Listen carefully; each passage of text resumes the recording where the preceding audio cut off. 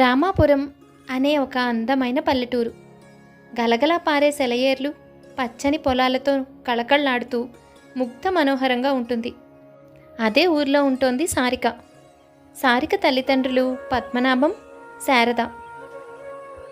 వారిద్దరూ సారికను అల్లారు ముద్దుగా పెంచి పెద్ద చేశారు. తను డాక్టర్.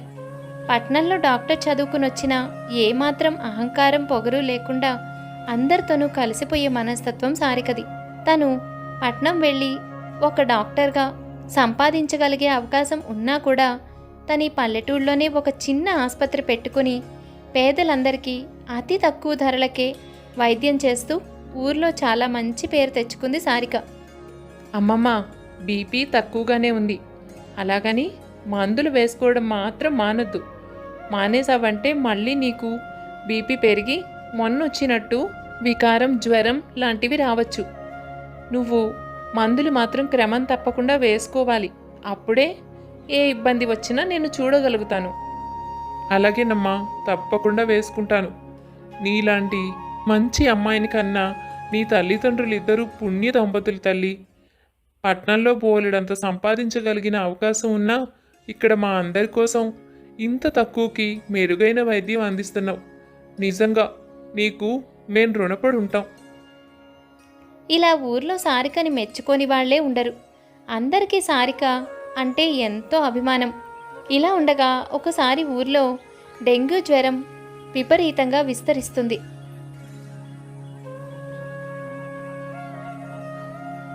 సారిక, సారిక, చూడమ్మా, అబ్బాయి పొద్దున్నుంచి కళ్ళు తెరవడం లేదు. విపరీతమైన జ్వరం. ఏమిటో నా కాళ్ళు చేతులు ఆడడం లేదమ్మా. వాడిని అలా చూస్తుంటే నా పై ప్రాణం పైనే పోతుంది. ముందు అత్యవసరంగా వాడికి వైద్యం చేయి తల్లి. కంగారు పడకు, నేను చూసుకుంటాను. ఊళ్ళో డెంగ్యూ జ్వరం బాగా వచ్చింది, అందుకే బాబుకు కూడా అదే అయ్యుంటుంది. లక్షణాలు అలాగే కనిపిస్తున్నాయి. నువ్వేం కంగారు పడకు, వాడు రేపటికల్లా లేచి కూర్చుంటాడక్క.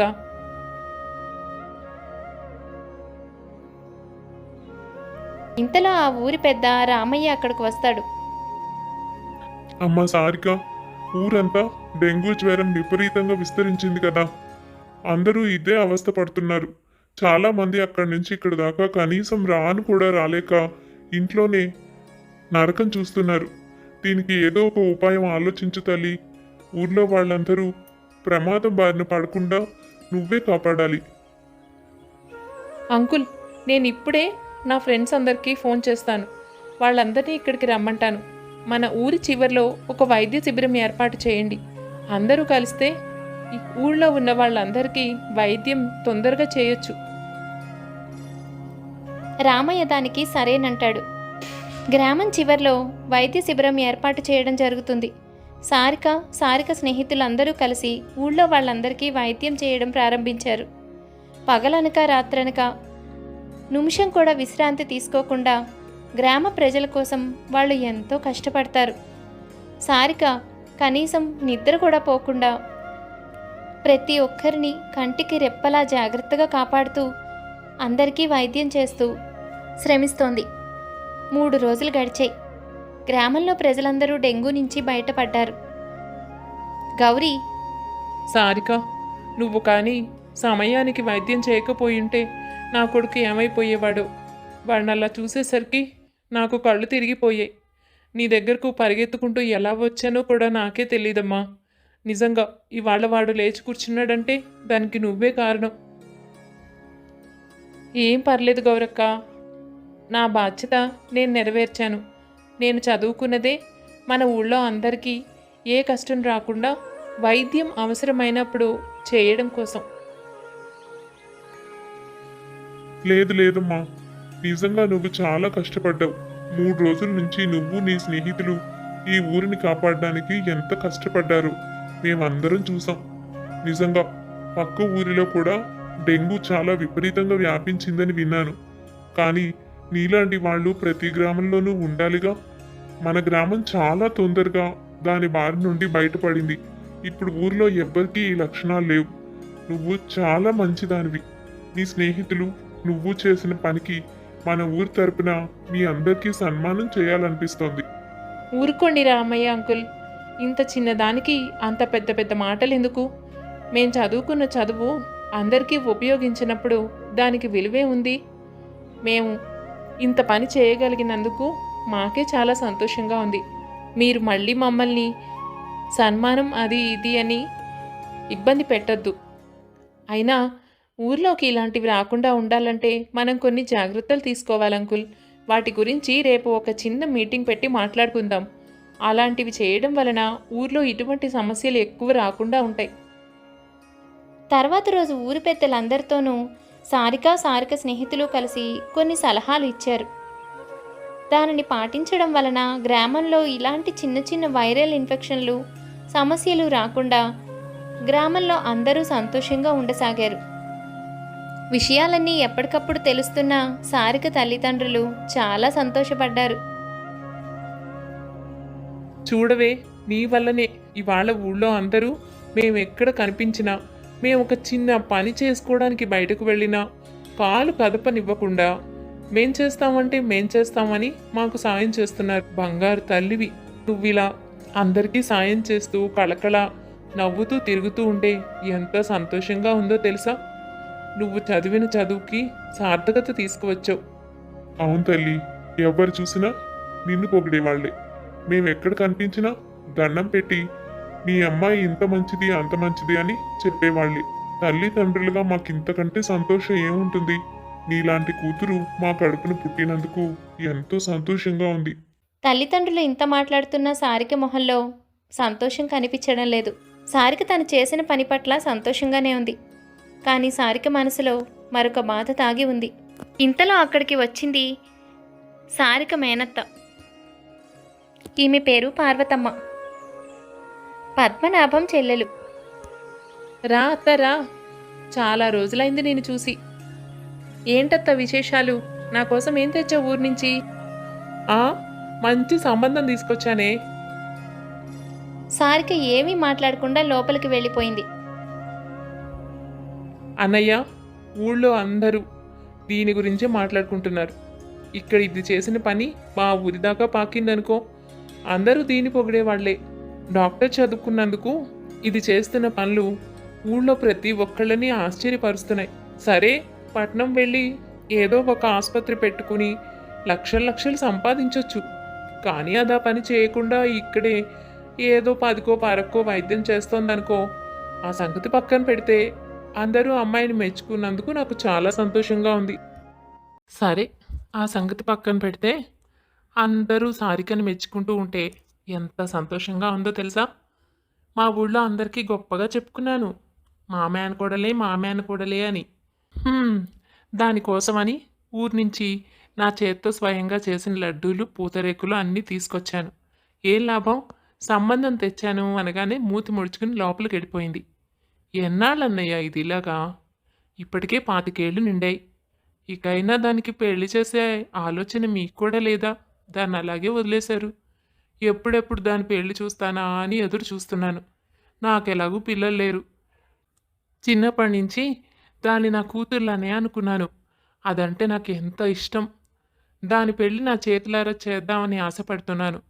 నాకేమో ఎప్పుడే రోగం వచ్చి పడుతుందా అన్నట్టు ఉంది నా పరిస్థితి. దాని పెళ్లి చూడకుండానే నాకేదైనా ప్రమాదం జరిగితే ఏంటి దిక్కు? చాచా, పార్వతి, అవేం మాటలు? ఇంకా నీకేం వయసు అయిపోయిందని? అలాంటిదేమీ కాదు. నీ చేతులతోనే దానికి చక్కగా పెళ్లి చేస్తావు. కానీ సమయం పట్టేలా ఉంది అంతే. దాని మనసులో పాతుకుపోయిన భావాలు అంత తేలిగ్గా బయటపడేలా అనిపించడం లేదు. నువ్వేంటి, మేమే ఎంతో కాలం నుంచి దాన్ని అడుగుతూనే ఉన్నాం. కానీ దాని నుండి ఎప్పుడు సమాధానం రాదు. అది ఎప్పుడు పెళ్లి ఊసెత్తినా ఏదో ఊహాలోకంలోకి, మనసులోని జ్ఞాపకాల్లోకి వెళ్ళిపోతుంది. దాని మనసులో పడిన ముద్ర లాంటిది. దాన్ని చెరిపివేయడం అంత తేలిక కాదనిపిస్తోంది పార్వతి. మాకు మాత్రం ఉండదా కూతురు పెళ్లి చేయాలని? ఏం చేస్తాం? అమ్మాయిని బలవంత పెట్టి ఇష్టం లేకుండా పెళ్లి చేయలేం కదా. అది ఇంత మంచి పనులు చేసి ఊళ్ళో అందరికీ సాయం చేస్తోంది. దాన్ని సంతోషంగా చూడటమే నాకు సంతోషం. ఇబ్బంది పెట్టి పెళ్ళి అని కంగారు పెడితే అది ఏం బాధపడినా దానికి నేనే బాధ్యుని అవుతాను. అలా ఏం కంగారు పడకన్నయ్యా. చిన్నపిల్ల ఎప్పుడో జరిగింది తలుచుకుని మనసులో అదే నిజం అన్నట్టు భావిస్తోంది. అందరి జీవితాలు ఒకేలా ఉంటాయా చెప్పు? నీకు మాత్రం తెలియనిదేముంది? మనందరం బతకట్లేదు. అది అనవసరంగా ఆలోచిస్తోంది. మీరే నెమ్మదిగా దానికి ఏదో ఒక విధంగా నచ్చ చెప్పాలి. నాకు తెలిసిన ఒక మంచి సంబంధం ఉంది.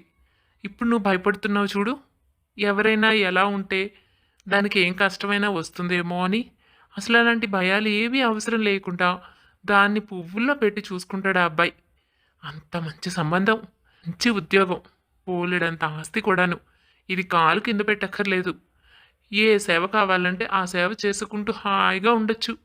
దీన్ని అడిగే వాళ్ళే లేరు. అత్తమామలు ఇక్కడ ఉండరు. వాళ్ళు పెద్ద కొడుకు దగ్గర అమెరికాలో ఉంటున్నారు. ఇక ఇది ఆడిందే ఆట, పాడిందే పాట. నా మాట విన్నానయ్యా. ఇలాంటి సంబంధం మళ్ళీ రాదు. నా మేనకోడలకే ఈ సంబంధం ఖాయం చేయాలని మా ఊరి మనిషితో గట్టిగా చెప్పి నేను దీని వివరాలన్నీ రాసిస్తానని చెప్పి ఇక్కడికి వచ్చాను. దీని వివరాలు, జాతకం అవన్నీ నాకు ఇస్తే వాళ్ళకిస్తాను. ఫోటో చూసి జాతకాలు నప్పితే చూసుకోవడానికి వస్తారు. ఈలోపు ఏదో ఒక విధంగా సారికని ఒప్పించండి అన్నయ్య. ఇంత మంచి సంబంధం మళ్ళీ దొరుకుతుందా? వదినా, నువ్వు అంటుంటే మాకు కూడా ఆశగానే ఉంది.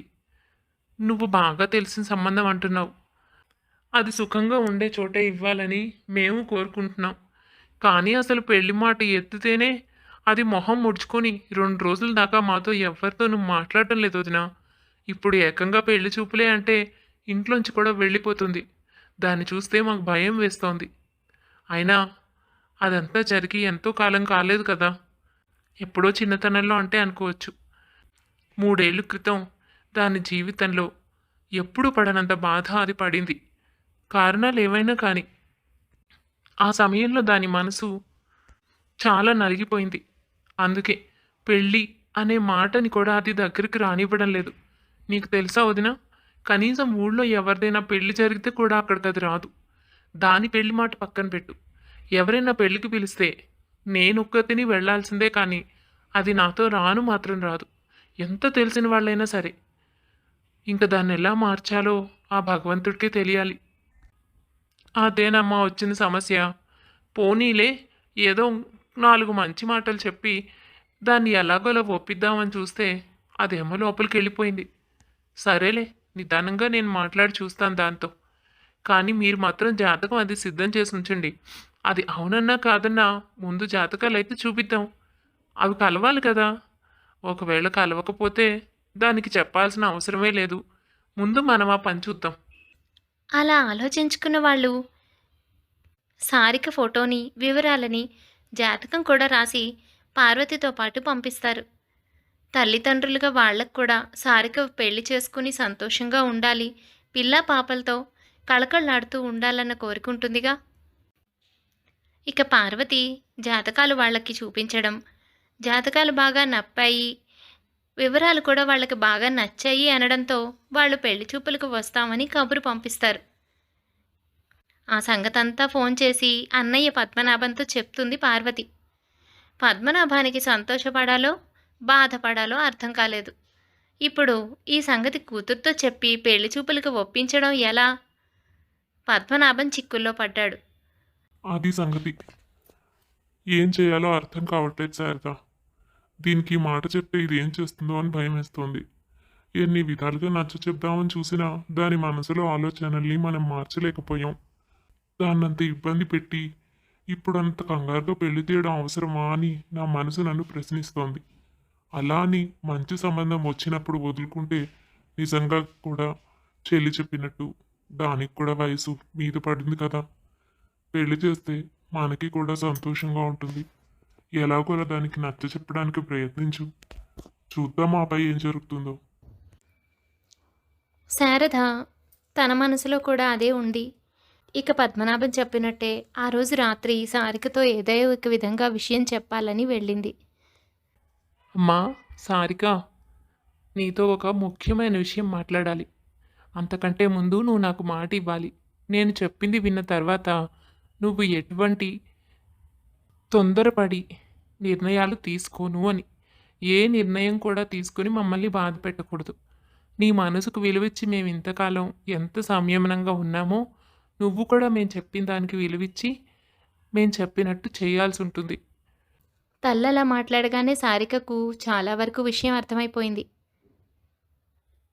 అమ్మా, నీకు నా గురించి తెలిసి, నా మనసేంటో తెలిసి కూడా ఇప్పుడు ఇలాంటి విషయాన్ని నా దగ్గరికి మోసుకువచ్చి పైగా షరతులు పెడుతున్నావా అమ్మా?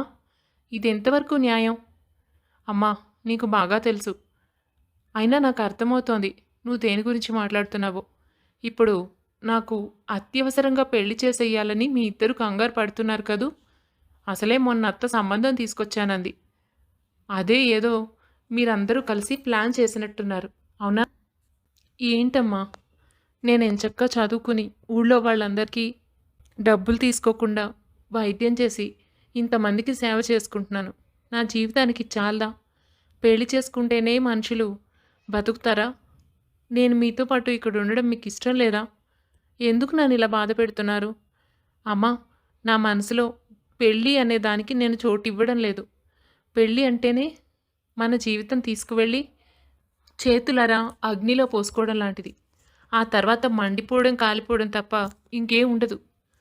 అంత దానికోసం నేను ఇంత మంచి జీవితాన్ని వదులుకుని కష్టపడి మిమ్మల్ని కష్టపెట్టి ఆ పని చెయ్యాలా?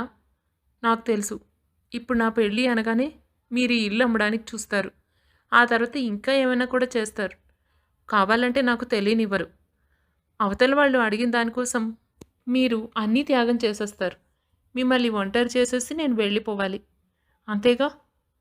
నేను డాక్టర్ చదివినా ఎక్కడో పట్టణానికి వెళ్ళి హాస్పిటల్లో చేసి డబ్బులు సంపాదించి మీకే ఆస్తులు తెచ్చిపెట్టలేదు. నేను నా ఆలోచనలతో ఇక్కడే ఉండిపోయాను. దానికి మీరు కూడా అడ్డు చెప్పలేదు. ఇప్పుడు పెళ్లి పేరుతో మళ్ళీ దీనికోసం ఉన్నదాన్ని కూడా పోగొట్టుకుంటూ ఉంటే నేను చూస్తూ ఉండాలి. ఏదైనా అంటే మా బాధ్యత అంటారు. అసలు ఇదంతా కాదమ్మా. ఉన్నదంతా పోగొట్టుకుని కష్టపడి ఎక్కడా అక్కడ ఇక్కడ అప్పులు చేసి మా కూతుర్ని చూసుకోండి బాబూ అని ఎవరి చేతుల్లోనో పెట్టి ఆ తర్వాత నుంచి మనశ్శాంతి లేక, నాకు మనశ్శాంతి లేక, మీకు మనశ్శాంతి లేక ఇన్ని కష్టాలు పడి అసలు ఈ పెళ్ళి ఎందుకమ్మా? చూడు, నువ్వు తొందరపడి నిర్ణయం తీసుకోవద్దు అన్నావని మొదటే నాకు షరతు పెట్టావని నేను ఇంత ఓపికగా మాట్లాడుతున్నాను. లేదంటే ఈ పాటికి నిజంగానే ఏదో ఒక నిర్ణయం తీసుకుని ఉండేదాన్ని. నేను నా విషయంలో చాలా క్లియర్గా ఉన్నాను. నేను పెళ్లి చేసుకోను. ఇలాగే ప్రశాంతంగా బతుకుతాను. మీకు కూడా ప్రశాంతంగా ఉంటుంది. నువ్వు అనుకుంటున్నావేమో నా పెళ్ళైతేనే మీకు మనశ్శాంతి ఉండదమ్మా. మనం కళ్ళెదురుకుండా చూసిన వాటిని ఎలా మర్చిపోతాం? సారిక, ఒక్కరి జీవితం చూసి నువ్వు పూర్తి అందరి జీవితాలు ఇలాగే ఉంటాయని ఎలా నిర్ణయించుకుంటావు? నేను నాన్న కూడా నీ కళ్ళెదురుగానే ఉన్నాం. మా జీవితం ఎలా ఉందో చూస్తూనే ఉన్నాం. నాన్నకి నేను, నాకు నాన్న ఒకరికొకరం తోడుగా ఉన్నాం. మాతో పాటు నీ రూపంలో ఒక సంతోషాన్ని మా జీవితంలో పొందాం. ఇలాంటివి నీకు కూడా ఉండాలి కదా. ఒక్కరి జీవితం అస్తవ్యస్తం అయిందన్న ఉద్దేశంతో అందరి జీవితాలు అలాగే ఉంటాయని నువ్వు భ్రమపడుతున్నావు. ఎంతమంది నీ చుట్టుపక్కల ఉన్నవాళ్ళు బతకడం లేదు. అందరూ ఇలాగే ఇబ్బందులు పడుతూ జీవితాన్ని నాశనం చేసుకునే బతుకుతున్నారు అనుకుంటున్నావా? ఎక్కడో దురదృష్టంగా కొంతమందికి జరుగుతుందమ్మా. అదే మనకి జరుగుతుందని ఊహించుకోవడం తప్పు. ఇంత చదువుకున్నావు, డాక్టర్ అయ్యావు, ఇంతమందికి సేవ చేస్తున్నావు. అలాంటిది ఇంత చిన్న విషయం అర్థం చేసుకోలేకపోతున్నావా? అయినా ఇంతమందికి చేసిన సేవ ఊరికే పోతుందా? నీకు మంచివాడే దొరుకుతాడే. పుణ్యం చేసుకున్న దానికి పాపం ఎలా వస్తుంది చెప్పు? ఈ ఊరి వాళ్ళందరి దీవెనలు నీతో పాటు ఉంటాయి. నీకు జీవితంలో ఎటువంటి కష్టము రాదు. నాది హామీ. వద్దమ్మా, ఇలాంటివన్నీ చెప్పి నన్ను మార్చాలనుకోవద్దు. నేను ఎట్టి పరిస్థితులను దీనికి ఒప్పుకోలేను. సారిక, ఇప్పటిదాకా నేను నీకు మంచిగా చెప్పాను. నీ మనసు మార్చి నిన్ను ఒప్పించి పెళ్లి చేయాలన్న ఉద్దేశంతో. ఇప్పుడు నేను ఇంక నీకు గట్టిగా చెప్తున్నాను. నువ్వు ఏమనుకున్నా పర్వాలేదు. నన్ను నాన్నని తిట్టుకున్నా నేను బాధపడను. కానీ ఒక విషయం మాత్రం క్లియర్గా గుర్తుపెట్టుకో. నాన్నగారు నీ పెళ్లి కోసం చాలా బెంగెట్టుకున్నారు. ఆయనకు ఆరోగ్యం అంతకంతకు క్షీణిస్తోంది. ఆయన ఓపికగా ఉండగానే నీ పెళ్లి చేసి అచ్చట ముచ్చట తీర్చాలని ఆశపడుతున్నారు. ఆ విషయం అంతా నీతో చెబితే నువ్వెక్కడ నొచ్చుకుంటావో బాధపడతావోనని నోరు విప్పడం లేదు. నువ్వే డాక్టర్వి, నీకు తెలుసుగా నాన్న ఆరోగ్యం ఎలా ఉందో. నువ్వే బోల్డని మందులు ఇస్తున్నావు, కానీ ఎంతవరకు ఉపయోగిస్తోంది? అది ఎందుకో తెలుసా? నీ మందులో కాదు, ఆయన మనసులో ఉంది. వయసొచ్చిన కూతురికి పెళ్లి చేయాలన్న ఆశ ప్రతి ఒక్కరికి ఉంటుంది. నువ్వు ఆ విషయం అర్థం చేసుకోవాలి. మొండితనంగా మాట్లాడడం సరైంది కాదు సారిక. అయినా నీకో సంగతి చెప్తున్నాను. అవును, అత్త సంబంధం తీసుకువచ్చింది. చాలా మంచి వాళ్ళని చెప్పింది. అయితే జాతకాలు కూడా కుదిరాయి. అవి కుదరకపోయింటే నీ దాకా వచ్చే వాళ్ళమే కాదు. అంతా బాగానే ఉంది కాబట్టి పెళ్లి చూపులకు వస్తామని చెప్పారంట. 2 రోజుల్లో వాళ్ళు పెళ్లి చూపులకు వస్తామని కబురు పెట్టారు. ఈ సమయంలో నువ్వు ఇలా మాట్లాడి మమ్మల్ని ఇబ్బంది పెట్టకు, మా పరువు తీయకు. నీ గురించే కాదు, మా గురించి కూడా నువ్వు ఆలోచించడం నేర్చుకోవాలి. ఎంతసేపు నీ ఉద్దేశంతోనే ఆలోచిస్తూ మమ్మల్ని ఎన్నాళ్ళు బాధ పెడతావు? ఒక పని చెయ్యి, పెళ్లి చూపులకు మాత్రం వచ్చి కూర్చో. వాళ్ళ చూడు, వాళ్ళతో మాట్లాడు. కావాలంటే నీకేమైనా షరతులుంటే చెప్పు. అలాంటిది ఏదైనా మేము కూడా నీ తరపున ఉండి వాళ్ళతో మాట్లాడతాం. అంతేకాని పూర్తిగా పెళ్ళే చేసుకోను, అసలు ఆ మాటే నేను వినను అని మాట్లాడితే మేమెంత కష్టపడుతున్నామో నీకు అర్థమవుతోందా? నిన్ను బతిమలాడుకుంటున్నానే, నాన్న కోసమైనా దీనికి ఒప్పుకో. నీకు నచ్చితేనే. ఒకవేళ చూసిన మనుషులు నీకు నచ్చకపోతే, నీ మనసుకి ఏమాత్రం తేడాగా అనిపించినా మేము నిన్ను బలవంత పెట్టాం. కానీ కనీసం పెళ్లి చూపులకైనా నువ్వు ఒప్పుకుంటేనే కదా ఎవరినైనా చూసేది. అసలు ఎవరిని చూడకపోతే నీకు సరైన వాళ్ళు ఉన్నారా లేదా అన్నది ఎలా తెలుస్తుంది? నీ మొండితనం పక్కన పెట్టి మా కోసం దీనికి సిద్ధపడు. అలా శారద సారికను ఏదో ఒక విధంగా ఒప్పించింది. ఇష్టమున్నా లేకపోయినా తల్లిదండ్రులు పడే బాధ చూడలేక సారిక పెళ్లి చూపులకి ఒప్పుకుంది. 2 రోజుల తర్వాత పార్వతమ్మ వాళ్ళని తీసుకుని పెళ్లి చూపులకి వస్తుంది. అబ్బాయి చూడడానికి బాగానే ఉన్నాడు. తల్లిదండ్రులు కూడా పద్ధతిగానే మాట్లాడుతున్నారు. అక్కడైతే సారికి ఏమీ మాట్లాడలేదు. కేవలం వాళ్ళని చూస్తూ వాళ్ళ మాట తీరుని పరిశీలిస్తూ ఉండిపోయింది. ఆ అబ్బాయి కూడా తనతో మాట్లాడాలని ఏమీ అడగలేదు.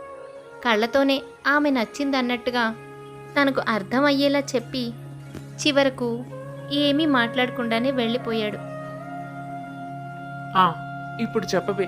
చూడు, నేను తీసుకువచ్చిన సంబంధం నీకు నచ్చింది అని చెప్పడం తప్ప నీ దగ్గర వేరే ఆప్షన్ లేదు. వీళ్ళకొక్క పేరు పెట్టి చూద్దాం. వాళ్ళ మాట తీరు కానీ, నడవడిక కానీ, ఆ మర్యాద, సంస్కారం ఎంత పద్ధతిగా ఉన్నారో చూసావా? ఇక నీకు కాబోయేవాడైతే ఈ కాలంలో వాళ్ళల్లాగా పక్కకు వెళ్ళి మాట్లాడతాను అని కూడా అడగలేదు. కనీసం పెద్దలున్నారని మర్యాద ఇచ్చాడు. అంతకంటే మంచి వాళ్ళు నీకెక్కడి నుంచి దొరుకుతారే? మీ అత్త ఎప్పుడు నీకు మేలే చేస్తుంది. ఆ విషయం గుర్తుపెట్టుకోవాలి నువ్వు. ఎంతకాలం అని వాళ్ళిద్దరిని అంత బాధ పెడతావు? నేను కూడా అదే లిస్టులో ఉన్నాను. నీ పెళ్ళి ఎప్పుడు అవుతుందా, నా చేతులారా ఎప్పుడు చేద్దామా అని. మా కోసం ఒప్పుకోవే. నిజం చెప్పు, నీకు వీళ్ళలో ఏదైనా లోపం కనిపించిందా? అయినా నీ మనసులో ఏముందో చెప్పమని, నీకేదైనా షరతులుంటే వాళ్ళతో అడగమని, మేం కూడా నీకు తోడుగా ఉంటామని చెప్పాను కదే. ఎందుకు మౌనంగా కూర్చున్నావు? నీ మాట కాదని మేము అనమని చెప్పాను కదా. నీకు వాళ్ళు నచ్చలేదా? అసలు మాట్లాడాలని అనిపించలేదా? అదేం కాదమ్మా, చూడ్డానికి బాగానే ఉన్నారు. ఆ అబ్బాయి కూడా హుందాగానే కనిపించాడు, కానీ నాకు మాట్లాడాలనిపించలేదు. నాకు పెళ్లి మీద మంచి అభిప్రాయం లేదమ్మా. ఈరోజు ఈ 10 నిమిషాలు కనిపించినట్టు తర్వాత మనుషులు ఉండరు. అందరి జీవితాల్లోనూ చాలా వరకు అదే జరిగింది. నువ్వు ఒక్కటే అనుకుంటున్నావు, కానీ నేను ఇలాంటివి చాలా విన్నాను. ఇది నీ కళ్ళ ముందు జరిగింది కాబట్టి ఇది ఒక్కటే నేను మనసులో పెట్టుకున్నాను అనుకుంటున్నావు. ఇలాంటివి నా స్నేహితురాల జీవితంలో ఎంతోమంది ఇలాంటి సమస్యలన్నీ నాకు చెప్పుకున్నారు తెలుసా. వాళ్ళందరూ రోజు నరకం చూస్తూ బతుకుతున్నారు. నేనెందుకు అలాంటి జీవితం అనుభవించాలి? అమ్మా, నీకు అదే గుర్తుంటుంది తప్ప సంతోషంగా ఉన్నాం, ఈ పెళ్లి చేసుకుని మా జీవితం బాగుపడింది అని చెప్పిన వాళ్ళు ఎవ్వరూ లేరా? నువ్వు చూసిన వాళ్ళల్లో వాళ్ళని నువ్వు పట్టించుకోవు, అంతేగా? సరే, ఇప్పుడేమంటావు? వీళ్ళు నీకు నచ్చారా లేదా? సారిక ఏం చెప్తుంది? సారికకు పెళ్లి చూపులకు వచ్చిన పెళ్లి కొడుకు సంపత్కు పెళ్లి జరుగుతుందా? అసలు సారిక ఏం చూసి తన జీవితంలో అలాంటి నిర్ణయం తీసుకుంది? ఏ విషయం తను ఈ విధంగా ఆలోచించేలా చేసింది? ఇవన్నీ వచ్చే భాగంలో తెలుసుకుందాం. కథ నచ్చిందా? అయితే తప్పకుండా లైక్ చేయండి. మరింకెన్నో మంచి మంచి కథల కోసం మా ఛానల్ని సబ్స్క్రైబ్ చేసుకోండి. కథ రెండో భాగంలో మళ్ళీ కలుద్దాం.